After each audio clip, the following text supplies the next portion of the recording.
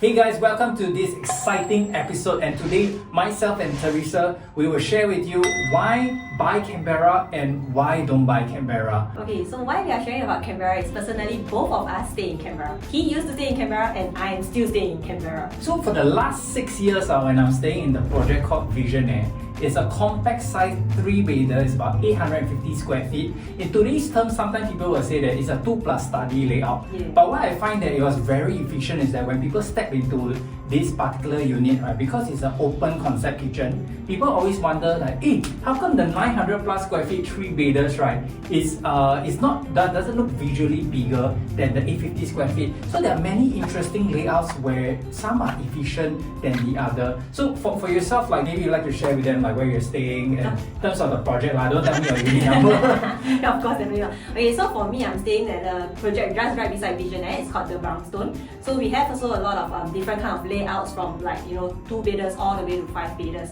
And for myself, I'm in a 3-bedder, the mid-size one, not the compact. So we have like compact, mid-size and premium.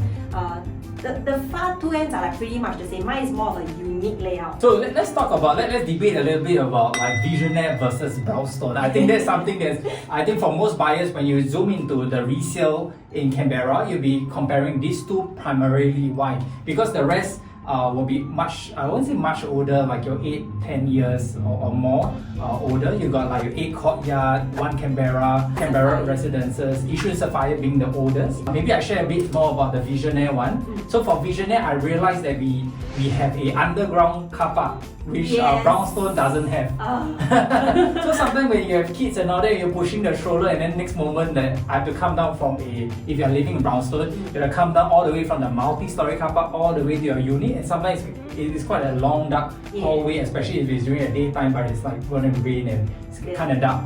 But whereas for Visionaire, you got a direct access from the basement car park. Okay, so that's one good attribute from Visionaire. What's a good attribute from Brownstone? I love the landscaping. It's so serene. You feel so relaxed. It feels like resort. Like everyone who came to my house, right, all my friends, they say one thing, oh, I love coming to your place. It's like so relaxing, and then like it feels like resort style. It's like I don't feel like I'm going on like a trip to Bali or something like that. Like it's so much greenery. I think one thing about Brownstone is that you have the direct access to the MRT, right? Comparing Yes, correct. So that one is no secret. We have direct, fully sheltered access all the way from your doorstep to the MRT platform. So when I actually enter into your unit, right, I actually realized that okay, you have a enclosed kitchen. Yes, and all the rooms are sizable. And the 3-bedder they are staying is about, how big is it again? The 3-bedder I'm staying is like 947 square feet. So maybe like in terms of, and you also seen my 850 square feet Visionaire, right? What is the difference? Like why do you think that the 947 square feet, right, maybe trumps over the 850 square feet? So like comparing just the room size, for one, the rooms in Brownstone for mine, right, they are very sizable. All of them can fit queen size bed even. But maybe for the common room, if queen size bed can fit, but might be a bit tight.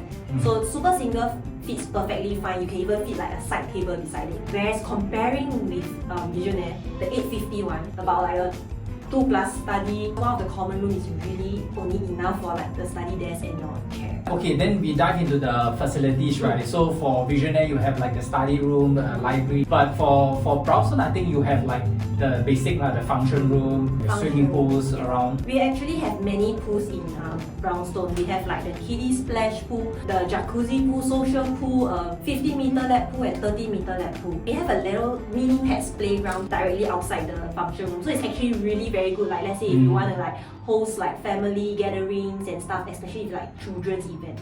Perfect. Very rare that you find a project that actually caters to, not only the young ones, but also cats, the dogs, whatever that people have. So let's go into the area, the location that we have enjoyed collectively. Well, I mean, the malls wise, you got Sembawang Shopping Centre, which they refurbished recently. So mainly a lot of family stuff. Very practical mall. You have your enrichment programs, you have a large supermarket, you got F45 downstairs. So Canberra Plaza is more like the heartland mall. We have our Fair Price over there. We have even Daiso, which a lot of young parents love, like just getting quick fixes for the houses. Even Teo Heng KTV is there. So in case you need to wind down after a long week, right? Yes, Teo Heng KTV is there. We have Anytime Fitness or at one of the gyms that's open 24 hours there. Small little shops here and there, SKP, stuff like that. A lot of food also. Lots of fast food if you like, hawker, food court. and we also have like the smaller eateries. And also the hidden gem, which is the Chinese restaurant. I think that was pretty good. But this is a free advertisement. If I ever step into the restaurant, I hope the owner can give me a good discount. Let's talk about the stagnancy for Canberra properties, Brownstone, Visionaire alike, right? The prices actually stagnate, right? Especially once after we MOP. Why do you think that this is the situation? So how I look at it, right? Most new projects, once they hit MOP, right? I feel like it's pretty a normal kind of trend. Because like, a lot of people will buy into a new project first, and then once MOP, think like, I need more space. Because sometimes some come with families, some they buy a smaller compact size. So like, as the family grow, they need more space, then generally they will, upon MOP can sell, they will sell. But usually that happens in like the first 1 to 1.5 years, less than 2 years.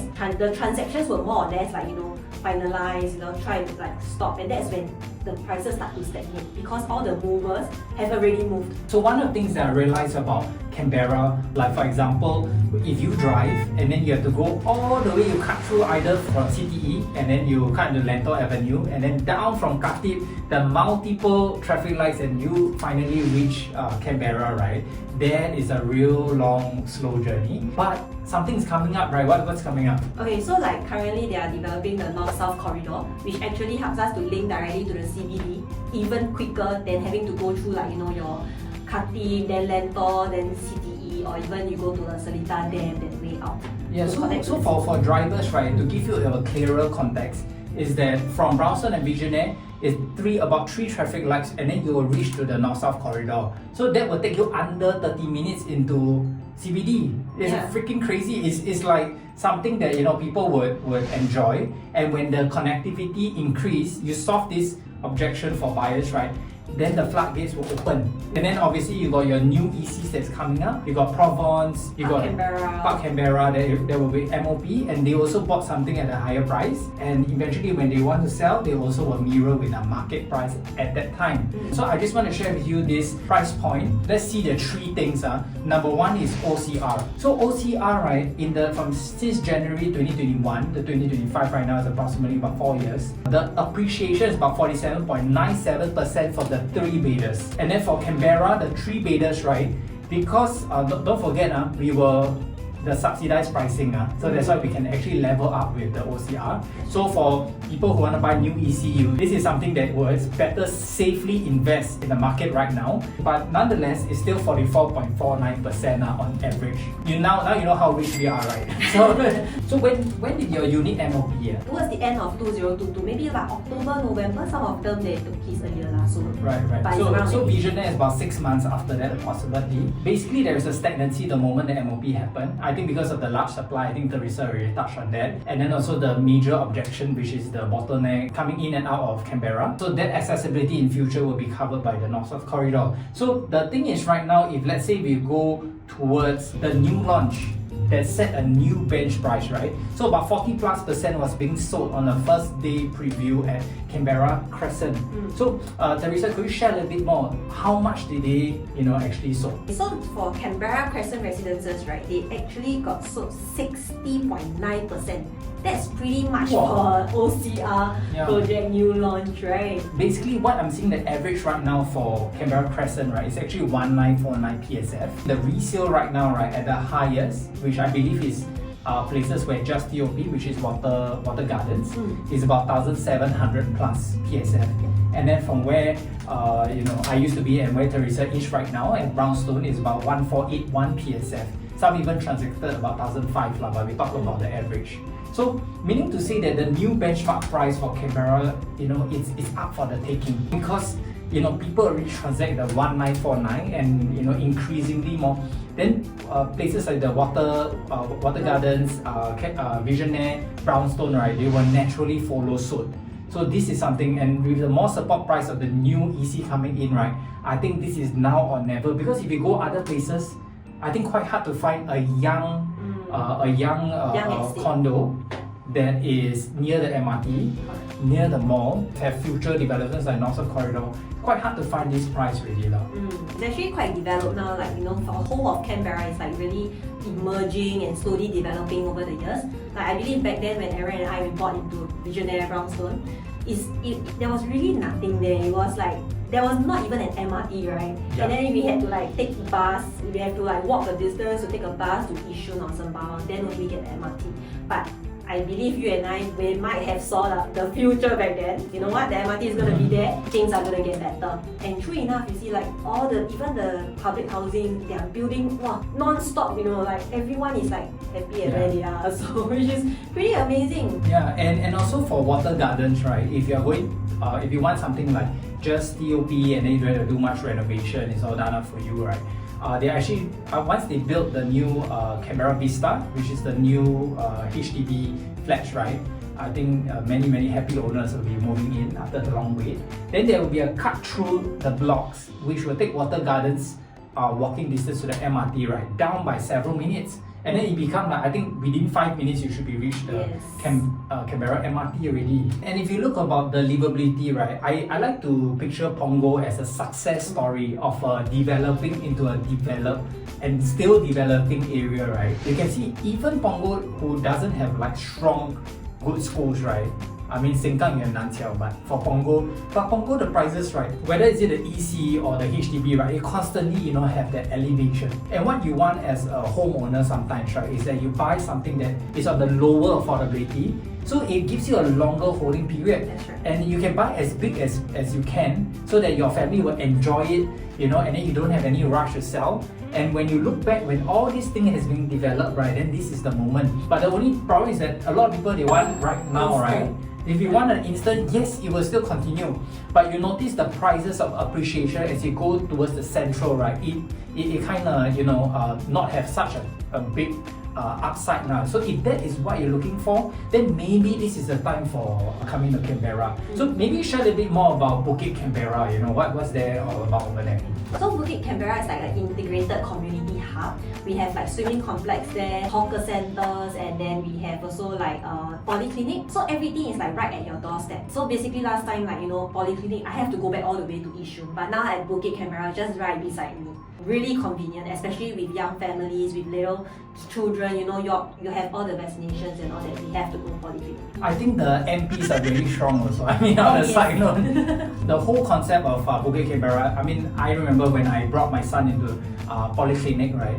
You barely need to meet anybody. It's all like computerized. Right, you even you collect medicine also don't meet people. So I mean, I'm not saying like I don't like meet people, but it's just that it's like speed, right?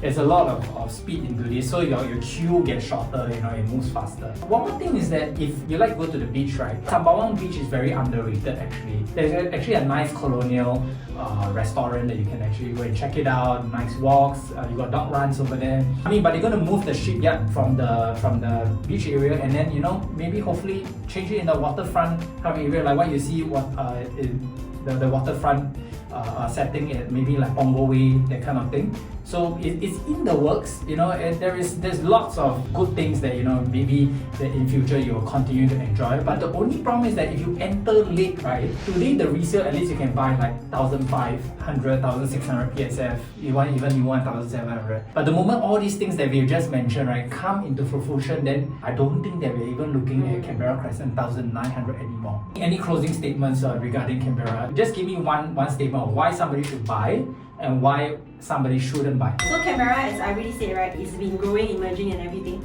I bought in at a really cheap, low price back then. Now it's definitely not in the market already, of course, and it's way above, like double already, more than double actually.